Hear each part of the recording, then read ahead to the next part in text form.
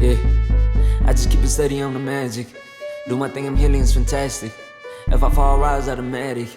You ain't no now, you know. I'm the one raise myself like a tree from the roots. West side girl, cause she lit in the coast. East side girl when she speaks to the roots. Stay 100 cause she on with the truth. Been there on struggle, know that it pass. Only going up, yeah, the pain don't last. Ooh, take off. Ooh, take off. Ooh, take off. This is take off, take off, take off. Shorty like Brandy, fight like Monica. What you know about her? Baby girl rising, way to the top. Shaking the world, don't expect her to stop. Purpose so great, she get what she got. Follow her step, cause she following God. What you need more, got a heart full of gold. Even at times when it's raining and cold. Ooh, she bout take off. Ooh, she bout. Hey, y'all, it's your girl Hannah, aka Ruta, and you were watching the Uprooted Network. Y'all, today I'm so excited to have Manifest Mondays with my guy Hayet. You might remember him from Faith During Conflict. That conversation was so dope. And I just had to bring my guy back. And so we cooked up this series for you all. On understanding forgiveness. So I'm super excited to have him on because, you know, sometimes I be emotional and doing this stuff by myself, and it's nice to have somebody else on with you, you know what I mean? Like, we love that. We love that. So what's up, y'all? Happy Monday. Happy Monday, y'all. Let me get my guy Hayet on here. How are y'all liking the new rebrand? You know, we went from podcast to network because, you know, your girl just keeps adding on here. Hey. Yes, man. It's been a long one. Is that my guy Danny? Is that my guy Danny in here? From Toddy Time? Oh my God. I got a celebrity in the house. Celebrity in the house. But yes, so this series and segment, if you're new to the segment, Manifest Mondays, I took last week off. I needed a break, but we were back this week. I have my guy Hayet coming on, and essentially we've all been going through so much this last 2 years, and I think we're kind of getting to that point where most of us are burnt out, feeling really burnt out, feeling overwhelmed, and kind of just tired of being angry and sad. And so for me, this is really timely because I am also, like, if you guys remember last month, I was on the journey to softness or rediscovering my softness. And this month I'm like, okay, how else do we get there? Because there's a lot going on. There's a lot of pain. There's a lot of hurt. And it's time for us to go ahead and find a way to heal from that. So I have my guy Hayet coming on. Let me hear. What's up, my guy? Good morning, y'all. I know this is not my morning time, my usual time, but good morning, everybody. Hello. Hey, what's going on, girl? How are you? Good. Look at. Okay, you can. Holy, I like this. Looks like we both got the backyard thing going on. Oh yeah, we got the nature. And are you wearing a white tee? Because we I didn't am, yeah. coordinate this. Wow. You guys, we didn't coordinate this. By the way, I have my Making Jedi shirt. This is my uniform, Making Jedi, not war. Just for today, you know, I have to filter through all of my merch. So look at you. What you wearing? You just a regular white tee? Wearing white tee with my mama's chain that she gave me, so. Oh, I miss your mom, man. I swear, she's the sweetest lady. Okay, but today, I know, right? Today, Manifest Mondays. Are you excited? I'm excited to have you here. Yeah. This is gonna be dope. So we are actually, I'm gonna let you explain. So everyone, if you don't know, this is my guy Hayet. Hayet has been on the show before. We have known each other since we were little kids. Yeah, like babies. And now we are, I feel like, really just have been on this spiritual journey, like, you know, in some type of form. Like, even if we're not together, we somehow are aligned in our struggles, you know? Yeah, so 100%. it's nice to have someone to do this with. So this month you came up with a series and I was just like, dope, let's do it. Do you want to explain to the people kind of like how you want to unpack that? Yeah, so it was about, I think, when we're in September now, yeah? It's September. Yeah. About 3 months ago, we were chatting, and I was just kind of talking to you about some of my struggles and like what I was going through, like kind of readjusting, coming back to America and readjusting my life from Sydney to Hmm. back to being back in California. And so I was with my parents, and there's like some conflict resolution that I feel like need to be had. Hmm. Um, but then also, I think just with the war that's happening in Ethiopia, but then also just globally, like there's so much conflict going on, Hmm. and I thought it would have been such a cool like idea to do like a series. And so Ruta and I were talking about, okay, like how do we overcome conflict, and how do we reconcile? And so it was actually really telling because the one of the three classes I was taking last 2 terms ago in spring was Oh, tell them where you go to school again, because oh yeah, so yeah. I am a student doing my master's degree at Fuller Theological Seminary, and so I'm specializing in race, reconciliation, and inclusion. And it's an awesome, amazing institution. It's a great program, and happy to be there. And so, one of the classes that we actually took, or I took, was biblical and practical peacemaking. Hmm. And so, how we're going to frame this conversation kind of comes from this book called Interfaith Just Peacemaking. And Hmm. so, it's an initiative comprised of both Jewish scholars, Muslim scholars, and Christian scholars, and they came together and they're like, okay, how do we resolve conflicts not only internally with between us, Hmm. racially, but also just globally as well. And so, it's amazing peacemaking initiatives. Former President Obama mentioned this in his Nobel Peace Okay, Prize. go ahead and Um, flex on them one time. Like, no, I so think that's dope. yeah, so these are great peacemaking initiatives, and I thought it would be awesome to do like a series, Hmm. kind of tied like using these peacemaking initiatives because obviously with this podcast, what it represents, bringing not just healing for like the Takata community, but I think it's more than that as well. It's bringing Yeah, healing for absolutely. so many communities outside of just being Habesha, outside of just being Tigrayan or Ethiopian or Eritrean or whatever you consider yourself. So it's a four-part series. So if you guys didn't know, now you know. Now And you know. my nose is a little nasally. I was in Texas this week, and I Oh guess I have no. allergies, which I didn't know. So I got allergies. You didn't know you had allergies? Hey, I didn't listen, know. don't do the Benadryl. Do the I think it's Zyrtec. That one's non-drowsy.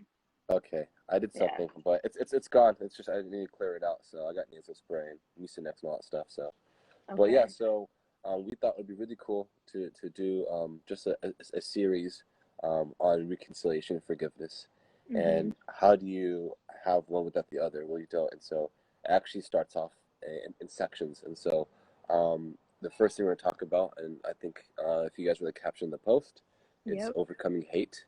And so, Yes. how do we overcome hate as a people? How do we overcome hate within ourselves internally? And how do we reconcile our hatred? And I think for a lot of us, that's where we start. I think just recognizing that. So we can kind of frame it from there. I can kick it off for you if you want to kick it off. Yeah, I was gonna ask you. Hmm. So something I like to always do is define the term, even if we all think we know what hate is. I think doing this podcast has taught me everyone has a different definition Okay. for things. So even just because we always talk about forgiveness, and I also want to say this early, Sure. um, we're not asking people to be ready to forgive today, right? Like we understand that for the genocide, it's ongoing trauma, right? Yeah. So in order for you to get to forgiveness, like things have to stop hurting you, right? Like we are actively, at least for me, we're actively hurting, and like you can start the process, but like as you're continuously being hurt, it's really about a skill set of like, yo, like I need a framework for how I'm going to get through this the next day Yeah. is how I thought about it. But I'm like curious to know like what your framework is for understanding forgiveness, and then like breaking down what hate really means. Yeah. Um, it's interesting because forgiveness requires, in a sense, a internal resolve within. You can't have forgiveness uh, when you expect it from someone else. Forgiveness has to Mm, be within itself. So, what is forgiveness? That's a good question. 'Cause I haven't thought about like what the definition of forgiveness is, or what like our own personal definition of hate is. yeah. Um, yeah, so I would define forgiveness as the act of resolving hate and making peace with internal conflict, whether it's explicit or implicit, and resolving that peace within to move on. And so, but you can't have forgiveness when two parties are not reconciled together. And so that was one of the things that it just almost ties in, because you can't have reconciliation without Mm, forgiveness. You can't forgive someone unless they have admitted what exactly happened. So taking responsibility. So that's actually the for the next week. part Yeah. that So yeah. okay. So the second part is responsibility and forgiveness, and so Well, can I? acknowledging. I'm gonna jump in because for me too, something I learned in therapy with forgiveness Sure. was finding a way to forgive the other person without the apology. Yeah. Because sometimes it Exactly. never comes. So Mm-hmm. like there's two levels. So like I feel like when you're talking about forgiveness in this sense, you're talking about it as like a precursor in order to reconcile and like kind of build like bridges with whoever it is, right? But Yeah. like I'm like when I hear internally, it's like for me as a survivor, right? Mm-hmm. Of abuse, like I had to learn how to forgive my abuser because I knew that apology was never going to come. Right. So like something like my therapist taught me was um there's like this old quote and I can't remember who it comes from, but it was, you know, holding on to anger is like drinking poison and hoping Yes. the other person Yes. dies. Yes. So it was more of like, so the internal part of the forgiveness was like I have to get to a place of like letting go of the anger, and part of that was like not hold like understanding the physical thing that happened had already passed, Mm-hmm. and then my forgiveness of the other person was not like it wasn't absolving them from the hurt that they caused. It was like allowing me not to hold on to the anger, but like that was for me, not really for them. Mm. Yeah, I would 100% agree with your definition as well. I think forgiveness is it's always internal. You can't expect forgiveness to happen when someone else either forgives you. Like it's more of an internal piece. Mm-hmm. But in relation to reconciliation, you can't have reconciliation without forgiveness, without an admitting of and Of an acknowledging the act. Mm-hmm. responsibility of wrong. And so I think on the path towards reconciliation, forgiveness is like very, very, very early on. But then I Mm-hmm. thought, well, okay, you can't really have forgiveness unless you overcome what, like, it's like that other layer, that internal layer of like, you're kind of peeling down the layers. Okay, like, how can we have forgiveness? Well, we have to recognize what's in us internally. Oh, what's in us internally? I actually hate this person. Like, I can't forgive in my own heart if I still hate someone. And maybe you can't forgive someone and you're still working through that, because God works through a lot of us. We're broken people in a very Mm-hmm. broken world. And so we Very still have broken. that hate internally. And so, um, yeah, I think that's kind of like where we frame our conversation for today. And so, Yeah. did you want to kick it off, or did you want me to? No, you got it. I was gonna let you go into unpacking the hate part. Yeah, for sure. So for me personally, being a Christian, like whether you're Muslim or Jewish or you're Buddhist, I mean, um, I come from I frame my ideology and my mindset from a Christian lens, from the teachings of Jesus. So that's the kind of approach that I gather my thoughts and how I think. And so if you don't align to that, it's totally okay. It's totally fine. Don't tune me out. Just hear me out. So one of the biggest principles that I've discovered, and that it's pretty universal, is in the Mhm. book of Matthew, where Jesus is teaching on, hi, what's up, Mahi? What's up, Cuzzo? Is teaching on the Sermon on the Mount, and he's giving all these really amazing, articulate teachings, and you just think, Oh yeah, that's that Cali shit. yeah, Like, welcome the to boys LA. are out. The boys What's are happening? out. The ghetto bird, as they call it. Sorry, guys. It's okay. Yeah. LA is that in case y'all were wondering, yeah, the helicopters fly low. Yeah, helicopters fly very low. It's interesting because this is Glendale. This is like supposed to be like the nicer part. It's okay. Anyways, so overcoming hate, and so in Matthew chapter 5, the Sermon on the Mount, Jesus gives this articulate sermon of how to live and how to live in such a way that challenges cultural beliefs. It goes against the grain of just pretty much what does it mean to be Jewish, and it contradicts just the way of living, and it's so hard to hold a grasp of, and that's where we get the term, love and pray for your enemies, and it sounds so nice, right? It sounds so easy. Oh, got this. Yeah. Love and Yeah. pray for my enemies, and so I just want to unpack that verse where it says love and pray for your enemies. So it's in Matthew chapter 5, verses 44. And You better tell him, preacher. You know, he said he hey, goes to seminary, okay? He said, I teach you actual. hey. But All right, you thought you were doing Manifest Mondays, but we're going to church. oh shit. But you know, I wanted to also highlight, it's really cool that the Yeah. book that you're referencing is Mm-hmm. interfaith. Yep.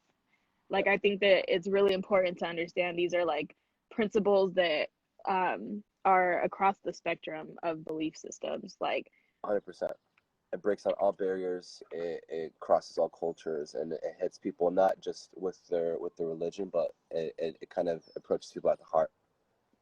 And so that's why I think it's so powerful, and it's been used globally. Like I said, former President Barack Obama used it and mentioned it in his Nobel Peace Prize acceptance speech. So I think it has weight, it holds weight, and these principles can really transform and change and resolve conflict, not just within what's happening right now in Tigray, but globally. What's happening in Afghanistan with the Taliban and the yeah, elected government there, what's happening in Myanmar, what's happening. I mean, even saying China. So, so there's so many places, so many countries you can talk about, like where there needs to be conflict resolution.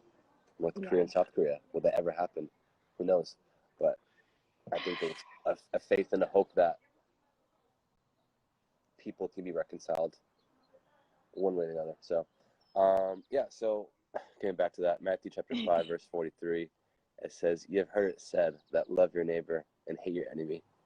Verse 44, it says, "But I tell you, love your enemies and pray for those who persecute you, that you may be children of your Father in heaven. He causes the sun to rise on the evil and the good, and sends rain on the righteous and the righteous." And then verse 46, it says, "If you love those who love you, what reward would you get? mm, Are not even the tax collectors doing that? And if you only greet your own people, what are you doing more than others? Do not even pagans do that?" And then he says in verse 48, "Be perfect, therefore, as your heavenly Father is perfect." And that's tough. mm, That's tough. yeah, So there's a lot to unpack from that verse to love and pray for your enemies. And how do we do that practically? Well, hmm we're going to go back to the Bible again. So in John chapter 4, Jesus is approached by this Samaritan woman at the well. And so a bit of a backstory between the Samaritans and the Jewish people of that day. And forgive me if you guys already know the story. I'm just going to unpack for those who don't. So the Samaritans were a ethnic Jewish race that split off. So when Israel was conquered, and this is, back in the day. So these are Old Testament times. They interbred, as you would say, with the Assyrians, their captors, which was like explicitly a no-no in the Old Testament, in the Torah, in the law that the Jewish people followed, and so they established their temple and their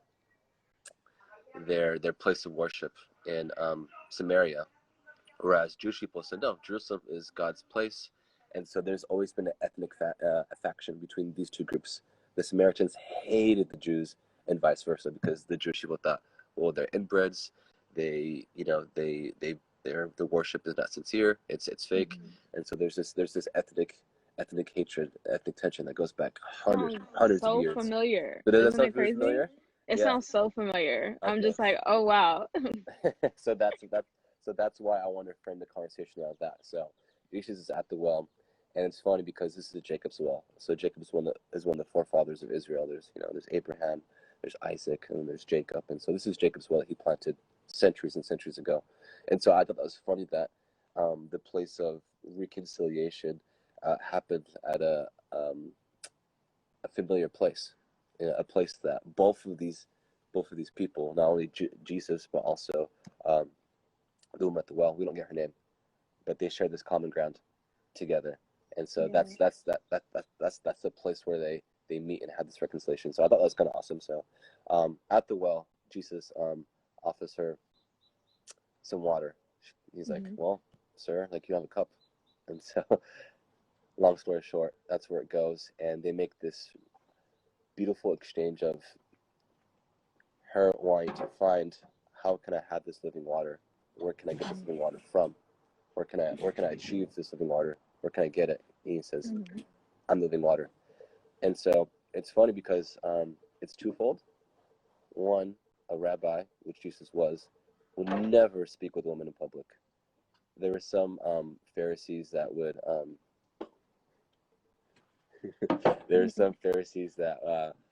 which were the Jewish leaders of the day. They would walk around blindfolded in public so that they wouldn't stumble and look at women. Oh, okay. Yeah, I so didn't know where you were going with that, and I was like, okay, got it.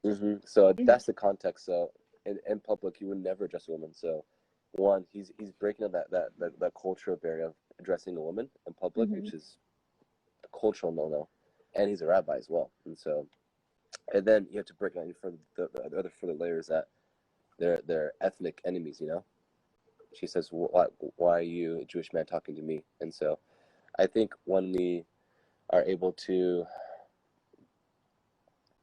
humble ourselves to have these kind of conversations, to put aside ethnic hatred, to put aside ethnic difference, and to come to the table, even if it's very distant, and to show love. That's why I think these two stories are very interchangeable, and they link as well, because what Jesus preached on the mount is actually outlived with what he did.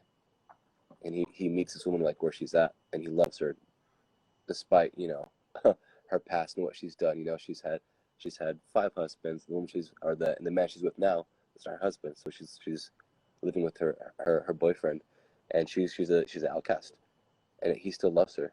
Whereas a rabbi would never associate, one, with the woman, but two, with the promiscuous woman.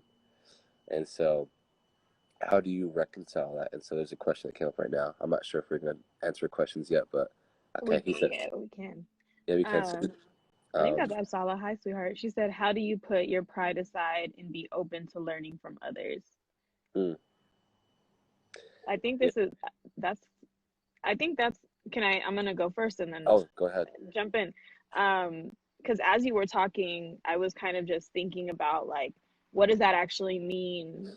In what happened in that story for me was that before he saw the label, before he saw everything else about her, he saw that she was a human being and that she was thirsty and needed water. And, like, at a basic level, all of these identities that we hold and, like, all of these, like, extra things about us don't change the fact that we're still human beings and that we still need to eat and breathe and have shelter, right? And so, like, if you understand that most of these things are social constructs, then, like, the things that you're fighting over are ideological. Yes. But they're not actual, like, differences between you and me as a human being. Like, if I need a heart transplant and your heart matches, guess what? It doesn't matter that you're white, black, purple, yellow, whatever. Like, if we're a match, we're a match. And, like, your religion is not going to change our biology. Right. No, that's good. And I guess to further, like, kind of dive into that as well, and I guess to get a bit more practical, not to further dive in, that's great that I'm not sure, I don't know how to pronounce her name. Absala. I think it's Absala. I'm pretty sure that's her. But okay, Cool. So to get this more practically, I was in Portland last month, and I was talking to one of my aunties, and we were talking about the war, and like, I try to always frame something from a biblical perspective to kind of gain a bit more grounding, and most of our parents and our aunties and uncles, like they're Orthodox Christians, so it Mm-hmm. was easy to kind of approach from that angle. And she told me that she's like, like I just like I hate them so much, and she's referencing unharmed people, and like with like not unharmed people, just like what's happening, and that, and she just said that as well, and like there's that ethnic hatred as well, if I'm being completely honest. um and I think there was that sense of pride that she couldn't let go, or let, like, just it was so manifested very very deeply, like that sense of anger. And I think where pride comes from is a place of insecurity, a place of hurt. Mm-hmm. um love your enemies is so easy to say, and preach, and it sounds so good coming from the preacher's mouth. It sounds so good when someone says it, but how do you actually practically outlive that? Because it's so hard. Because if I'm being honest, I haven't prayed for my enemies in a long time. I pray for people I'm I not love. gonna lie, I don't think I ever did. Yeah, I yeah. skipped that sermon. I said, okay. I It was skip just, that part. Yeah, when I'm praying, I pray for yeah. tonight. I pray for my friends. I pray for what's happening with COVID. I pray for my family. I pray for certain situations that's happening globally. But I think we tend to always skip that part. I'll pray for it. So like, oh, Yeah, like, like, but he prayed for my downfall. Like, and it's just like, how am I pray for somebody who prayed for my downfall? Like, it's crazy. And the question came in, and that's what we're speaking to. Your cousin Mahi. Is it Mahi, like from Portland Mahi, or I feel like this is yeah, a she lives in new. Seattle. Okay, I was like, this one looked like a new Insta handle, so I was like, I'm not sure. But she said that's what we're talking about, is like love Yeah. thy enemy. She said, I think I speak for every Tagadu. We have hurt and anger inside of us from what's happening right now. Is that even possible at this time? And that's literally what me and Hyatt are trying to like to try to unpack, is Hmm. like, how do we get there? Um, because it is like, there, I think the pride, man, it's so much hurt, right? Like, I always tell people, like, on the other side of your anger is your hurt. Yep. Like, on the other side of your anger is your sadness. Yep. And sometimes you got to cry it out and let it out of your body, at least for your own health, right? And it doesn't necessarily like take away what happened or change it, but I think for me it gets us to a place of acceptance of what our reality is, Yeah. um so that we can find a path forward. But until we like start to accept it, I don't think we're going to even be able to address like what it means to pray for them. Hmm. Yeah, and I think along those lines, it's kind of getting rid of old patterns, like you were saying. Like, it's so funny that you just talked about that, and then Mahla asked that because I think there's this cycle of revenge that continues to to to recycle itself. This cycle of revenge, this recycle of hate. And Mhm. it's funny that so like culturally, back in Jesus' day, and this is back to Matthew 5, the Sermon on the Mount. He says, "You have heard that was said, an eye for an eye, and tooth for a tooth. But I tell Mhm. you, do not resist an evil person.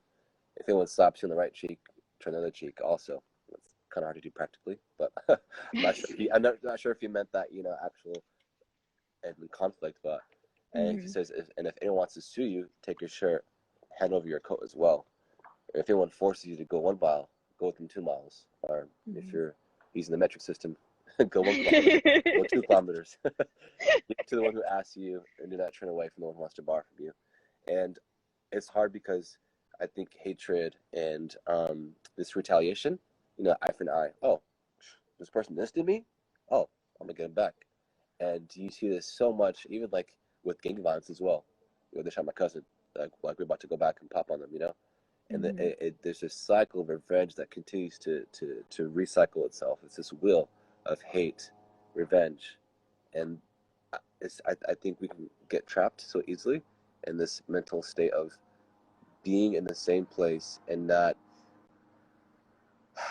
addressing what's exactly in our hearts, because I think that's where true transformation comes from. It's God's revelation to say, okay, what's within me that I can change, because this hatred that's inside of me, it's actually hurting me. It's actually making me so stressed out and worried, and it's giving me anxiety, and I just don't want to live like this anymore. Yeah. I don't want to be bad all the time. I don't want to hate people all the time. It's tiring being angry. It's tiring being angry, but also, like you said, it's a poison that you accept other people to drink, but you're actually drinking yourself. It's a party of one, and then if you have the people who believe the same thing, it's a party of how many people you share the same belief with. But how long will you continue in this cycle of hatred, and this cycle of revenge, and this cycle of, nah, we're not making peace? And that's fine. I don't think you have to be reconciled to someone, but I think along the lines of letting go of that anger, letting go. And I think one of the beautiful things that I read in Interfaith Just Peacemaking was this idea of shaming the oppressor and shaming the oppressor with love. Okay, say that one more time for the people in the back. You said shaming the oppressor. Shaming your oppressor, but also and more or less shaming your oppressor with love. Because, and we were talking about this earlier, we do so much to control what's within our grasp, within our reach, and we become like these mini gods that try to control our lives and try to outwork every single detail and every single facet of what we're trying to do with our lives. And that comes to an internal control, right? There's that internal control. I'm not letting go of this. Are you kidding me? You know what they did? You know what these people did? It's tough. It's really, really tough. And I don't blame anyone who's like, nah, fam, I'm good. I still hate this person. You know what they did to me? You know my ex did to me? To our family? But how much more is gained when you let go of, and that, like we were saying, like we talked yesterday, Freeze, I know we talked on the phone for like maybe an hour or two about that and just letting go. Oh, yeah. I meant to, I was going to tell you while we were on live, I was like, that conversation, I woke up really light today. Like really light after our conversation yesterday. Because for everyone else's reference, like what we're talking about is like the letting go, the surrender of control. And I think part of it for me, and I'll just be very transparent, was that I didn't want to I didn't trust God. Like, if I'm being honest, right? Like I said I trusted him, but I am still over here trying to control different aspects of my life as if I have any control of it. Like, what is meant for me is already meant for me. It's already destined for me. It's like the only choice I have is whether I walk in it or not, you know? But in terms of like I realized I couldn't trust that he would supply for me what I needed in that moment, and like specifically what we were talking about. Because we were talking about relationship, and I was just like, no, I feel like very controlled. Like I'm just like I'm over here trying to help God help me. Like, no, I know you got this figured out, but I'm just like, my interpretation of being open to the universe was like, I'm looking, I'm going, and I'm searching for my own answer instead of like listening to God's answer. So like you having me pause for a moment and actually think about like, you what did you say to me? You said you're living too much in the future.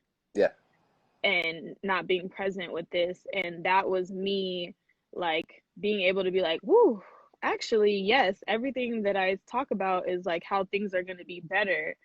And I realized it was because I didn't want to face the reality that this shit is hard.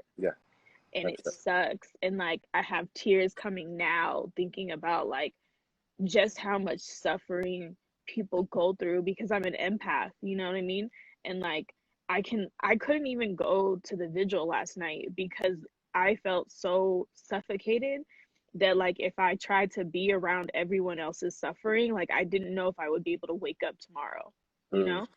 And I had to be really honest with myself that like I'm gonna grieve him here, because I'm not in a place yet where I feel comfortable and safe being that open and raw in like large groups because it's so overwhelming, like the amount of grief our people are going through, you know? mm, Like, and even going back to like what people are saying about how do you overcome the hate, and the reason why I think I've been able to not go there is one, I isolate myself. Like I don't deal with the trolls that are like trying to make this worse. But um I think I just acknowledge the sadness. Like, how is it that you as a human being can see another human being and like one, ignore their pain, but also two, inflict pain mm, like on someone you don't know, that you've never met, that has done nothing to you. And it's like I my path to understanding, or I mean my path to trying to overcome the hate is like trying to understand where their hate comes from. yeah, Um and and the further I dig, I know it always goes back to hurt people. yeah, Like it always goes back to that. And even what you're saying about an eye for an eye, like that's literally it. Like Esaias is trash. He's been sitting on this for 30 years, like waiting to get revenge. And what we're witnessing is like what happens when hate festers mm, and doesn't get resolved, and the healing never happens. And now we're seeing a devastation on such a level that like is just unimaginable. So I have been wanting to live in the future because the past fucking sucks. I mean, the the present fucking sucks like right now. And I mean, there's still great things in it, but I'm just trying to, at least for myself, start to just accept the reality and letting myself feel the feelings that I feel in the moment instead of waiting to feel them later, because mm, they pass. Your emotions pass. Like, I think sometimes we try to stay angry or we try to stay sad to prove a point, yeah, but like your emotions don't actually last 24 hours. Like, they fluctuate all day long, you mm, know? yeah. And I agree. And I think everything you said was very beautiful and clearly pointed out. Um, and I think, I guess to like wrap things up, like with overcoming hate, and you touched on this just a bit briefly, that we hold on to it as a security. Mm-hmm. And I think hate is such a beautiful and ugly armor that we try to, beautiful in the sense that it's comforting, but it's still very ugly in the sense that we use it to mask our own pain, our own insecurities, and we hold it up. And like, if you just can imagine, like, someone putting on like physical armor, and like maybe they're not going to war, but they're putting on that armor. Obviously, this is a metaphor, and they're walking around so that, you know, when people come approach them, they have this armor, they have this deflection, you know, and Mm-hmm. they're always on guard. They're always trying to look out. They're always like on the defense, like always pursuing me. Like, you knows people like that. Like they're walking, you know, whatever. Or you're like, you're in a mall. You're like, and this person like maybe like doesn't move on the sidewalk, and you're like, what the heck? You move on the sidewalk? Like, or like this person like looks at you and he's like, what are you looking at? You know, it's like, you know, those people like they harbor so much pain inside of them, Yeah. and that's where hatred is. And I think is what you're saying, like, it's a surrender. It's a surrender to lay at the feet of God and say, you know what, it's not for me. I can't hold on to this anymore because it's actually killing me inside, and I need to let go of it. I'm done. I'm done trying to do things my own way. I'm done living in the future. I'm done trying to, you know, keep living in the past as well, and like focusing on like what's been said, what's been done, who hurt me, who hurt them. I wanted to get back at this person, and I need to release that. And I Yeah. think that's where true surrender comes in, where we have to release that pain, where we have to, like she said, surrender to God. And it's the hardest thing. It It's is such a so hard thing to hard. do. We talk about this It's yesterday. It's such a hard. And I've literally, learned that too. It's such a hard thing to release God and to release to God and say, all right, you know what? I'm sorry. Like I felt something for so long. And I think when we have that self realization of that moment of, okay, I see it now, and like it's almost like a little ugly thing that you notice. You're like, whoa, and like it's in front of you, and you're like, Mm-hmm. whoa, that was with me the whole time, and like you look at it and you just like, okay, I'm done with you. Like, that's it. Go back to where you came from, because you're Mm. not gonna affect my life anymore. This hatred, Amen. this suffocating uh, thing that puts me at a deficit every day. I'm done with that. Yes. And I think when we can come to that place of surrender and that releasing, like you said, that releasing, we're going to be in such a better place mentally, physically, emotionally, spiritually, that it's a path. And I know this is kind of off topic, but it's a path to becoming more whole, to becoming Mm-hmm. more of a whole person, to becoming a healthy person. And you can't be healthy when you're always in conflict, when you're always, you know, holding on to this hatred that you have in your heart.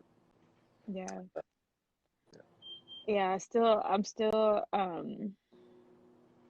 I'm still working on the getting to the prayer for them. Mm, But what I will say is, one, I wanted to acknowledge Absala's comment when I was talking earlier. She said, "You aren't going to try, you're going to do it. Don't forget your words create." Amen. This is Manifest Mondays, and I'm actively working on trying to correct language. So I actually love when you guys help me. So thank you, Absala, for that, because I definitely am doing the work every day. But also, I guess if I had to pray for my enemies, it was, I pray you understand that whatever you do to me is not going to turn me into you. Um, and like, you can keep playing with me if you want to, like, but I'm not going to fold. Also, I pray that you get whatever healing you need to get so that you stop hurting other people. Is probably where I can start my prayer. I don't know if I can pray for all those other things, but I think that's where I can start. yeah, I think it's a beautiful start. And for a lot of us, if we can come to that place, like, okay, I pray for maybe not reconciliation. I won't be reconciled to, but I want to pray my heart to be able to come to that place of forgiveness, which we'll talk about next week. But that releasing of, I don't want this hate anymore. I'm done with it. And I'm praying for, I want to say, like it, I can put it into context. Like I'm praying for the best for that person, like that ex or that friend who hurt me.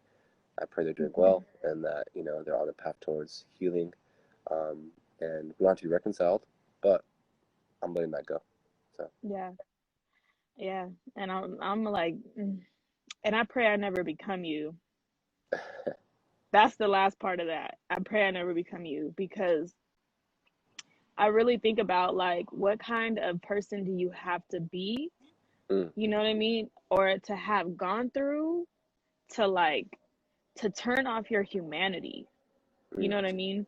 Like, you literally have to turn off your humanity to do some of the things that you're doing to people. Like, and I pray that your soul, like, finds a way to repair, mm, because I just don't know, like, I don't know how broken your soul has to be.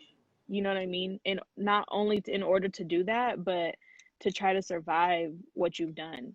You know what I mean? Like, I don't, like, I just feel like part of your spirit leaves you when you can do that. Like, there's no way you can do that, like, with your humanity fully intact. mm-hmm. 100%. Yeah. And it's funny that we can pray these things, but we also have to become them as well.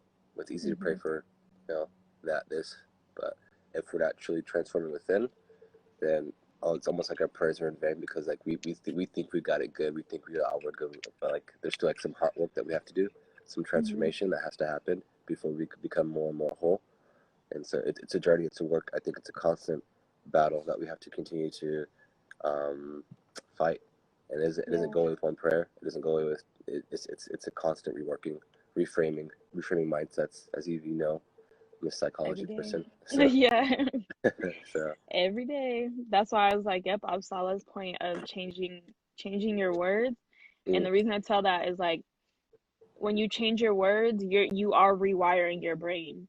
mm, Because if we, like, I do hear myself because I, record these episodes, but I haven't been editing them as much in terms of like having to hear them back. So Mm, for you to be able to hear my words and pick up on the patterns of where I'm at is super helpful. And that's literally what therapy is, like what your friends are, is like someone being a mirror for you, right? And I literally am like, oh, like even though they're like, I pointed out for other people all the time, I was like, I don't know if you notice this, but the language that you're using, the tone that you're using is giving off of this.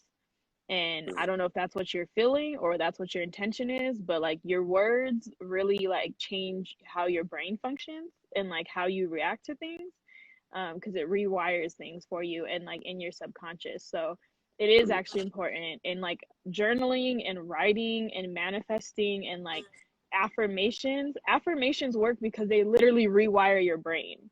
Like I know it looks like, so some people, they're kind of like, oh, and be in the mirror. So this is like tips to overcome. Like this is what I've been doing, and I've been pretty like solid in terms of like not trying to hurt other people.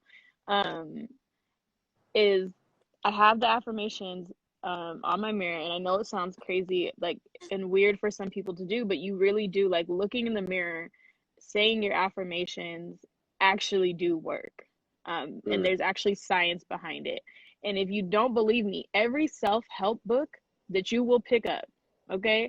Every single one, every psych person that you talk to, every life coach, all these influencers all say the same thing: do your affirmations.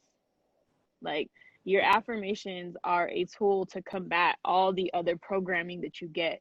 You get programming all day long. You get ads all day long.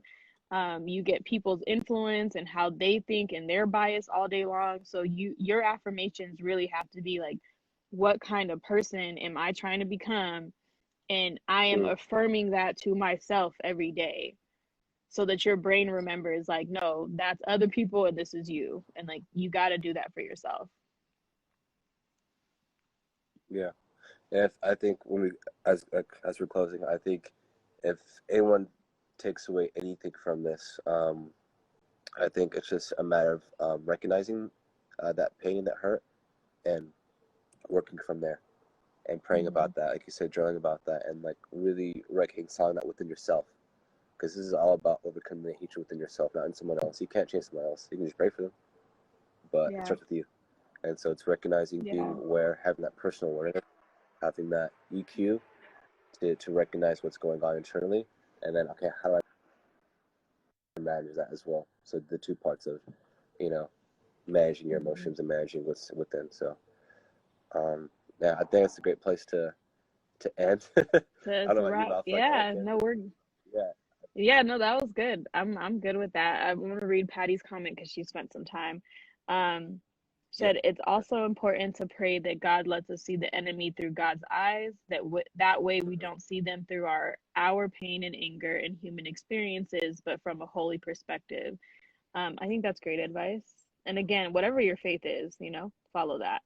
Yeah. Um, so I did don't that. Go ahead. go ahead. No, No, I finish your think thought. I was just saying that that's something that I read, and I'm like, okay, I think we're like, she's onto something, because that's what we're gonna actually unpack in the next 2 or 3 weeks. Is Hmm. about listening and empathy to understand, and so, and those are tools that we can use to kind of go on the path of reconciliation. So thanks for Patty for pointing that out. Yes, of course. No, I love that. And honestly, just to recap for everyone, like we are doing this four-part series. My guy Hyatt is getting his master's, and I can't remember the title, like it's long. But you are in seminary school, and this is something that you've been thinking about and working on, and that me and you have talked about is like, what is that path? Because as we're going through all this pain and somewhat looking towards the future in terms of like, what does a peaceful Tigray even look like? What does rebuilding and reconciling look like? It's like, okay, what were those steps? How do we get there? And Yeah. part of that is understanding forgiveness, and for us to like start that process within ourselves so that when that time comes, like we're actually ready to do these things. And I think for us as like, oh, hate really comes from hurt Yeah. that goes unacknowledged, hurt that never gets healed, that forgiveness was never given or received, and that's what we see now, and we see that history tells us it's been the case. War after war after war after war can be traced back to this. So we're trying to actually be the generational curse breakers and change the trajectory of this revenge cycle that we've been on for generations. So thank you so much, Hayet, for wanting to do this series and doing it with me. It's always easier to be transparent with someone who is willing and ready to like do that work with me. And oh yes, thank you, Absal. We're not trying. We are the generational curse breakers. Thank you. We are, and we will be. And yeah, this is gonna be dope. So if you liked this episode, we will be doing more unpacking in Clubhouse if you haven't already. So Thursdays is we will have Hayet again, and we will unpack this further. So if you're not on Clubhouse, get an account. If you need a run through, let people know. We can do tutorial setups for folks, but we want you guys to like really do this work with us. So Thursday evenings we will be on Clubhouse. The flyer will come out soon. Today's Manifest Mondays. Wednesday we have Black Women Wednesday, and I have a really dope guest, Wayne, coming on. I'm excited. Oh, Thursdays, Ripka, she knows because she be on the back end. We were gonna do Tuesdays because she just knows too much information, but we have switched over to Thursdays. So everybody, that's Manifest Mondays. This is my guy Hayet. If you don't know, now you know. Make sure you're following him, following the network, because we're a network now, Uprooted Network. And make sure you're following on Apple, YouTube, everywhere else. We will upload this episode right after this. So thanks, Hayet. Thank you for having me, Wita. See you next week, next Monday. Same time. Yes. Yes, no, I'll see you Thursday, and then I'll see you Monday. Yeah. All right, bye, y'all.